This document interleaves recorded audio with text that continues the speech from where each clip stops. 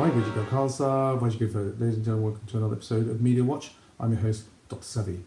Now, on a regular basis, we tend to do specials. This time around, we're doing a special specifically looking at social change. In the past, we've done a special on immigration and 1984. And I wanted to share with you a video that I saw recently as to do with media, because it was actually on something known as TED. Now, TED are conferences known as Technology, Entertainment and Design. They take place all around the world. Sometimes they're run independently and sometimes they're sponsored. Now, this particular event took place in Toronto, Canada, and it was about social change. It's about community. And I want to introduce to you Nav Singh, who's a big supporter of basketball. I won't steal his thunder. He'll tell you all about what he's done. Now, the other thing that's interesting about his story is that he left India in 1984 to emigrate to Canada. And he challenged some of the social stereotypes that exist out there. And we need more role models, I think, in society. And I think he fits an exact role model for someone who wants to drive change and also wants to help other people. So let's watch the video. It's about 15 minutes long, like most TED videos are, because that's the time that they're set to actually do it. And we hope you enjoy it.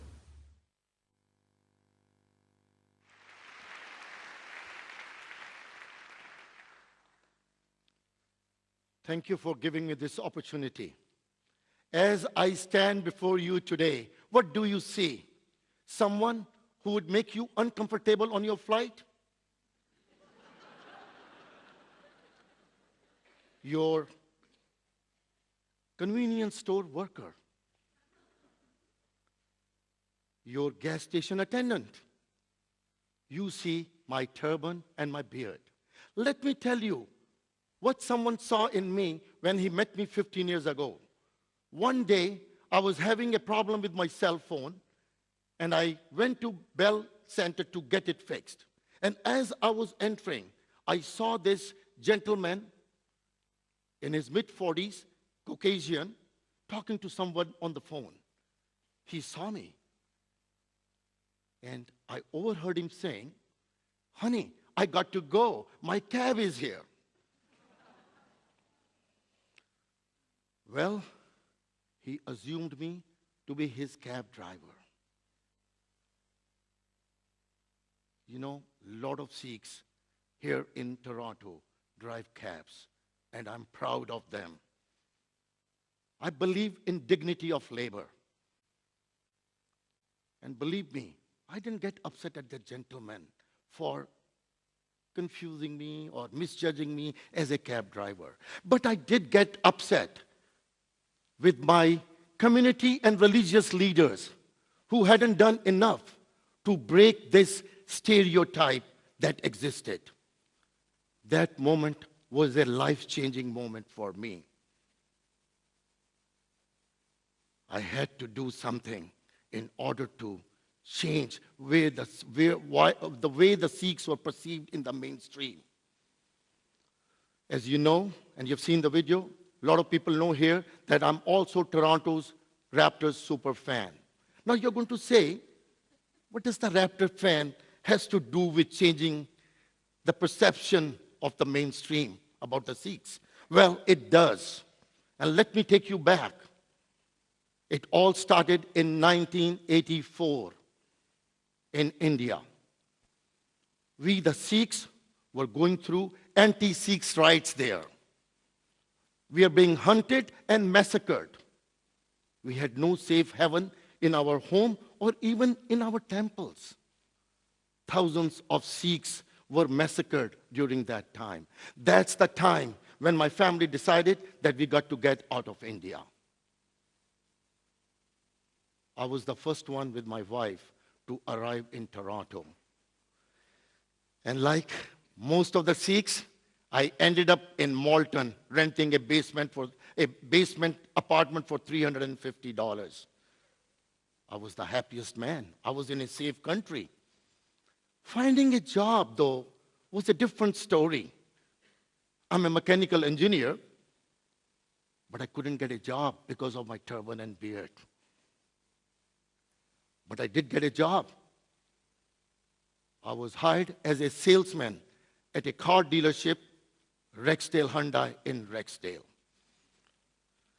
On my very first day, when I arrived there, I was the source of jokes for everybody else. All the people on the sales floor making fun, calling me Paki, calling me turban head, calling me towel head, and many more.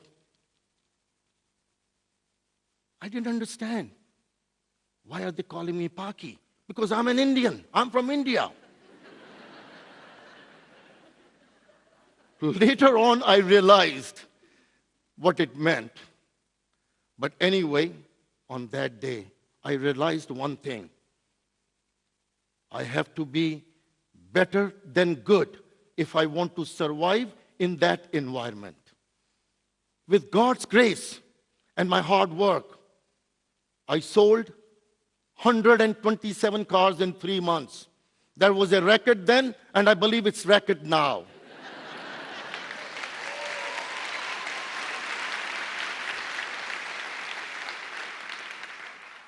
Soon, this towel head, turban head was promoted to management. I was considered to be the top sales manager in the country. I knew how to deal with the people because I love people. I like to treat people like I want to be treated myself. So it was no hard to sell the cars. Soon after that, in 1987, I was asked by Hyundai head office to move to another dealership as a general manager. This dealership was ailing and failing. I knew I can handle it, I can turn around. I'm the top sales gun in the country. I had a little bit attitude at the time, you know. It's normal, I'm a human being. But no, the very first day I realized how the Sikhs are being still perceived then. My very first day, 8 of my 10 salespeople resigned. They didn't want to work for a guy with a turban. Well, as I stand here before you today, I own 2 of the largest Hyundai dealerships in Canada. Rexdale Hyundai and Mississauga Hyundai. And Mississauga Hyundai is the #1 volume dealer in Canada. Thank you. It didn't happen. It happened with the help of 152 people who are working with me and making me look better and taking me to the top. Canada and Hyundai has given me everything I own today. Canada is the best country in the world. I often say, if there is a heaven on this earth, it's right here in Canada.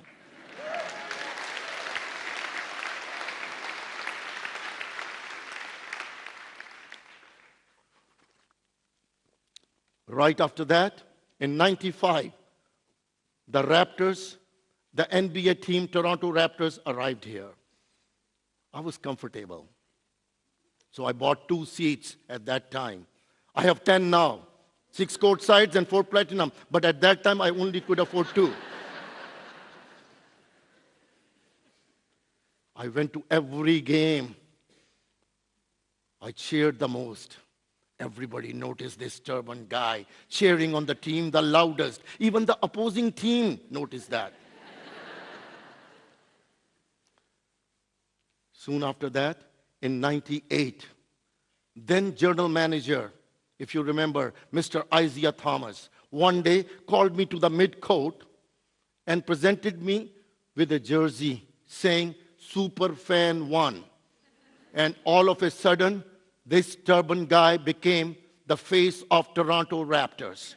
And I was called the Superfan.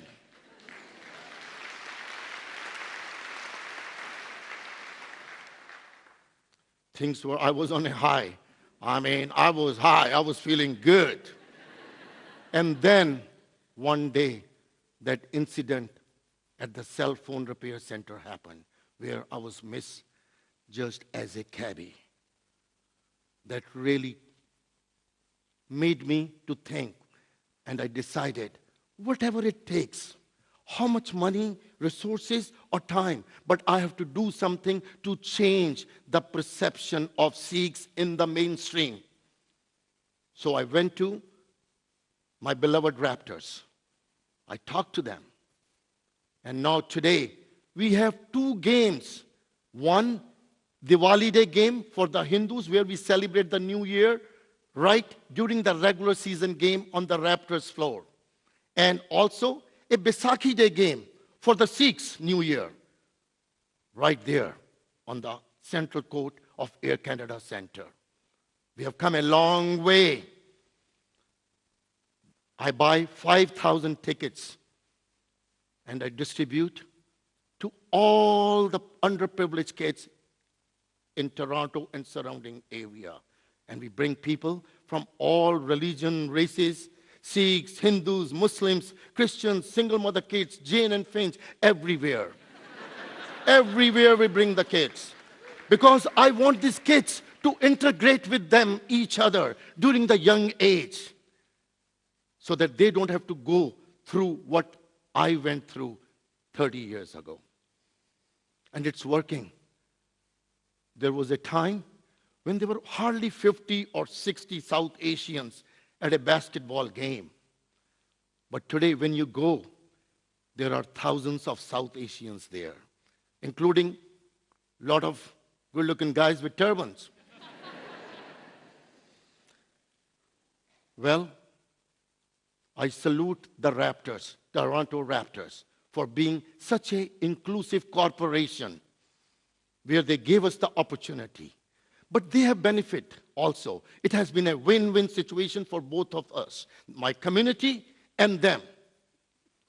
Toronto Raptors, for the last 5 years, have been the #1 franchise in NBA to get the most ethnic communities into the game.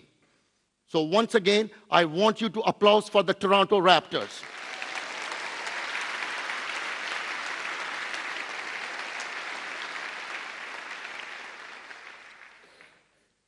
Well, things have been going very good all along since then. We have the 2 games which have been designated by the Raptors into the Miss South Asian. Everything is good. I always, wonder how life takes you, how God works. This last year, I was just given another title by the Raptors. I was made the South Asian ambassador for basketball by NBA. So I'm now have 2 titles, Superfan and the ambassador. And now there is a group of people who want to give me the 3rd title. The title is The Addict. My wife is a part of that group. I spend a lot of money, yes. But one thing, I agree with everybody, yes, I'm an addict. I have all the things which an addict has. I do anything, whatever I have to do. Borrow money, take 2nd mortgage, 3rd mortgage, but my Raptors passion has to continue go. My wife tells me so many times, and she's sitting in the audience today somewhere. She tells me, Nav, if you didn't have this addiction, our house would have been free and clear of any mortgages. But I don't drink, I don't smoke, I don't womanize, I only Raptorize, but I am an addict.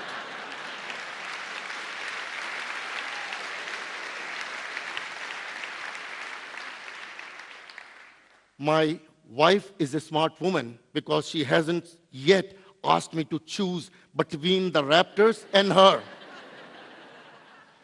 Well, I always say, give me anybody in the world. I'll take them to a game. Doesn't matter what color, creed, race, or gender they are. Give me 48 minutes at the game with them. And their views about the Sikhs are going to change forever. They are going to become the fans of Sikhs. after they see me in the game for 48 minutes, how I integrate myself with the opposing team, and how I integrate with the referees and everybody else. I have one last story to tell you. You know, I've told you I've never been late or I've never missed a game, which is a record in the NBA. But one day, I was almost missing a game. I was late. And you know, the traffic from QW is bumper to bumper. I did something wrong. I shouldn't have done it. I drove on the shoulder to pass on the other cars. I thought I almost made it, but then what I see in the rearview mirror, a red and blue lights.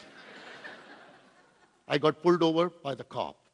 And as the cop comes, first question, why are you doing that? Then he says, oh, aren't you the Nav Bhatia, the superfan? I said, yes. He said, don't do it again. I'm going to let you go today.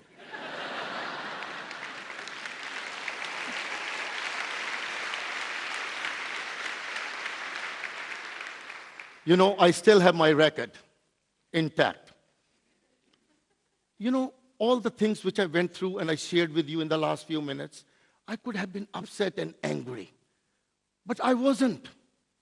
Instead, I left my comfort zone, I left my tribe, and I started to integrate where I was not welcome. I want you to do the same. If we want to make a good society, a beautiful society, and want to leave our next generation a very harmonious society, let's do that. Each one of you, even the white folks sitting here, you have a habit to go back into your tribe. It's not just the Sikhs and the Chinese and the Jamaicans. You white people also do that. Go out of that zone where you are not welcome. I challenge you to do that.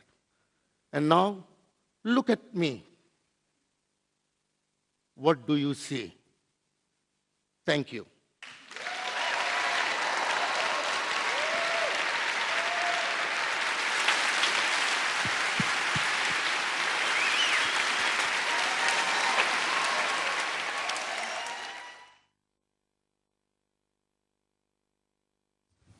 Well, we hope you enjoyed that video. It's a video that really inspires us in the context that anyone can bring about change. They can leave one country and kind of start their lives all over again. Sure, there are challenges associated with the fact that you've got to work with the population that's there already or previous immigrants. You could argue that many of the countries are made up of immigrants. But ultimately, you've got to make it and you've got to try your best to survive. And if en route you can inspire other people, like for example the fact that he was talking about buys 5,000 tickets for children and people from different societies to come together and enjoy basketball together. He feels passionately about being Sikh and the image of Sikhs as well, and it's up to us to drive through that change. Well, I hope you've been inspired by that video. We look forward to seeing you next time with our regular round of the news with selected guests. If you'd like to come on the show, feel free to contact the Sikh channel, which you can do through the Facebook page. If you want to follow us on Twitter, you can do that by doing #MediaWatch. We look forward to seeing you next time. Waheguru Ji Ka Khalsa, Waheguru Ji Ki Fateh.